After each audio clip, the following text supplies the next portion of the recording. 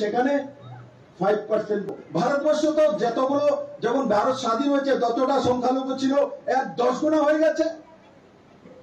ভারতবর্ষ তো তাদেরকে সমস্ত সুরক্ষা দেওয়া হয়, তারপরও ধুপাতি লাগিয়ে বেরোবে ভারতবর্ষের মধ্যে যোগী এটা করছে, ও এটা করছে, বিজেপি এটা করছে। তাহলে সংখ্যা কমলে না কেন? তাহলে তাদের আর্থিক স্রোত বাড়লো কিভাবে ভারতে? আর ওবিসি সাহেব তো পাকিস্তানের সঙ্গে যখন সিন্ধুর হচ্ছিল তখন উনি ডিক্লেয়ার দিয়ে ওবিসি বলেছেন। আপনি চেনেন ওবিসি কো? মামুই ওবিসি তো বলেছে, সেটা মুসলিম পার্টি করে ও বলেছে যে আমরা পাকিস্তান আর অন্য মুসলিম কান্ট্রির চাইতে ভারতবর্ষের মধ্যে ভালো আছি, এর চাইতে বেটার লাইফ আমরা লিড করি ভারতবর্ষের মধ্যে। তারপরে ভারতকে জবাব দিতে হবে।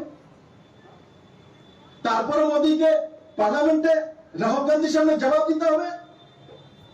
কিসের জবাব দিবেন নরেন্দ্র মোদী? নরেন্দ্র ভাই জবাব দিতে জানে।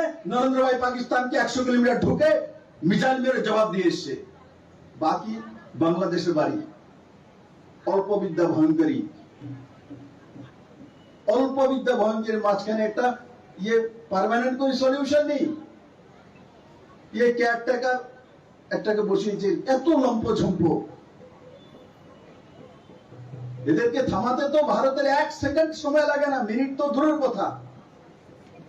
ভারতবর্ষের স্বভাব, ভারতবর্ষের উপরে যখন কেউ না আক্রমণ করে তখন ভারত আক্রমণ করে না। কিন্তু তার জন্য ভারতের 30টি সংস্কৃতির ব্যবস্থার উপর যদি কোনো দেশে আক্রমণ হয় তো ভারতবর্ষ তাকেও ছাড়ে না।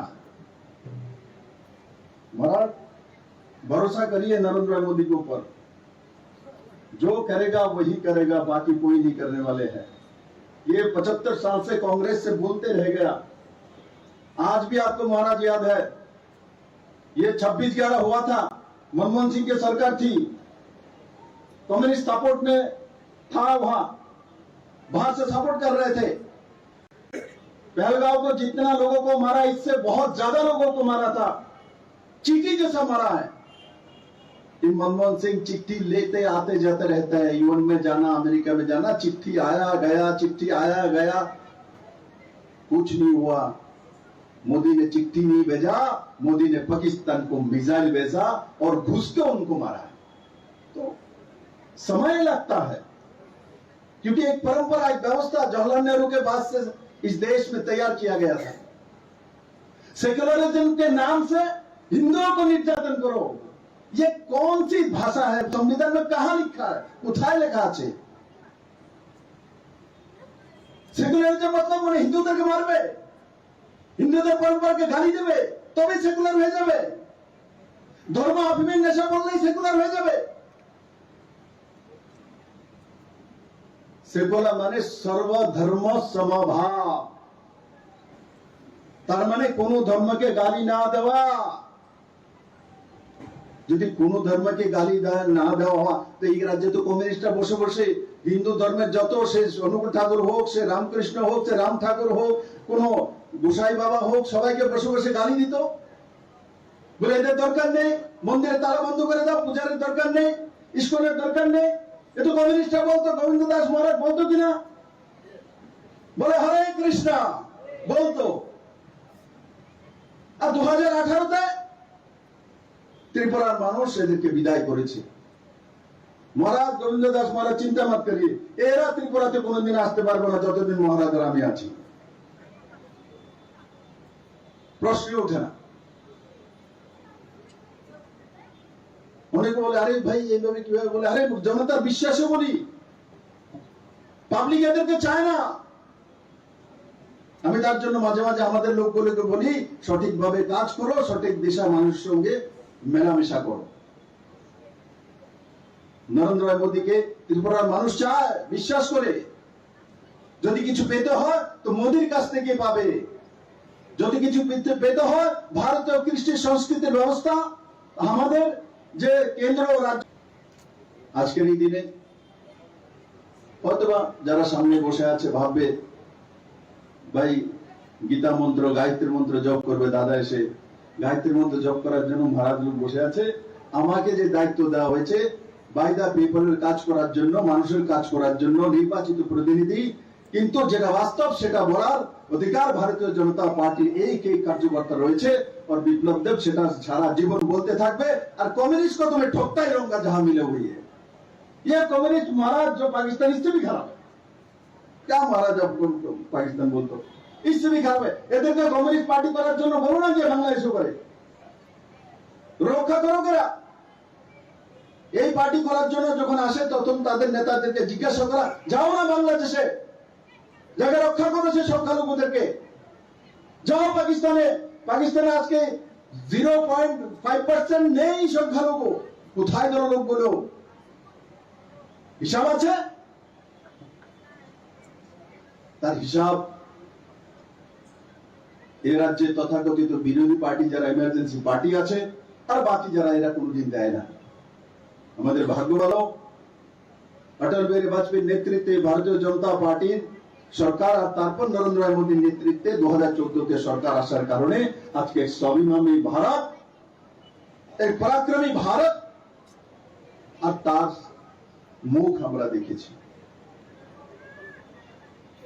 আমি আশা করি এখানে যারা আছেন ধর্মপ্রাণ ব্যক্তি আর হিন্দুত্বের মধ্যে ধর্ম মতলব বসে বসে কীর্তনী করা তেমন না ধর্ম মতলব আমাদের সনাতন ধর্ম সায়েন্টিফিক মানা জানেন আপনারা দুনিয়ার মধ্যে কোন যদি ধর্ম কৃষ্টি সংস্কৃতি সায়েন্টিফিক আছে ও সনাতন তো সেই বিষয়ে আমি আর ডিটেইলসে বলবো না আজকের দিনে আমি আপনাদেরকে সবাইকে এই ফেরার যাত্রার জন্য শুভকামনা দিচ্ছি আপনাদের পরিবারের সবাই ভালো থাকুক সুখে থাকুক শান্তি সমৃদ্ধি আসুক আর অসুরদের নাশ হোক আর অসুরদের নাশ বলাতে নাশ হয় না দুর্গা রূপ ধারণ করেছে তলোয়ার হাতে নিয়েছে তবেই নাশ হয় আর যদি বসে বসে হরে কৃষ্ণ হরে রাম বলবো আর অসুর নাশ হয়ে যাবে তার জন্য ব্যবস্থা হতে পারে মনকে স্থির করতে পারি অসুর নাশের জন্য তো শস্ত্রও চাই শাস্ত্রও চাই আমি বিশ্বাস করি আমরা সেই দিশাতে কাজ করব সবাইকে অনেক অনেক ধন্যবাদ মহারাজ নিমন্ত্রণ করেছেন তার জন্য আপনাকে ধন্যবাদ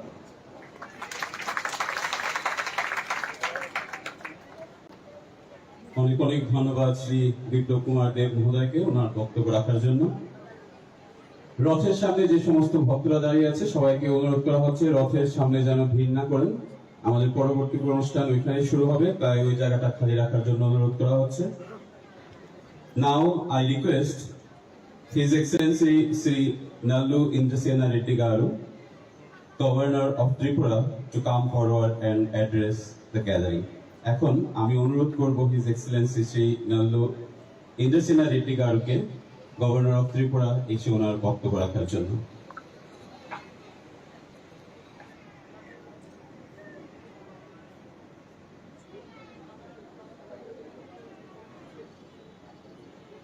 रथ यात्रा को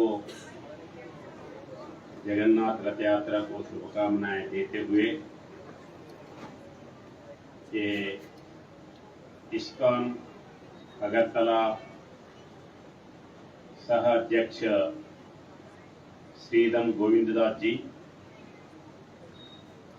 हमारा अपना राजा Prajwal ji former chief minister MP Biplab Kumar Deb ji regional secretary Bhakti Vijay Bhagat Swami ji Maharaj ji Papiya Dutt ji Dilip Das ji special guest of media and devotees good evening to you all Hare Krishna Hare Rama Ram Rama Hare Hare जो धर्म को रक्षण देता है धर्म ने अपने को रक्षा करता है अगर अपने धर्म को अपन प्रोटेक्ट नहीं करे तो अपना को फिर प्रोटेक्शन करने वाले कोई नहीं रहते तो अपन धर्म को प्रोटेक्ट करना है ऑटोमेटिकली धर्म भी अपने को प्रोटेक्ट करेगा धर्म को प्रोटेक्ट करते समय अनेक पद्धतियां हैं भगवान को नजदीक से देखना भगवान के पास जाना, भगवान को कभी कभी अपने घर के पास लेके आना,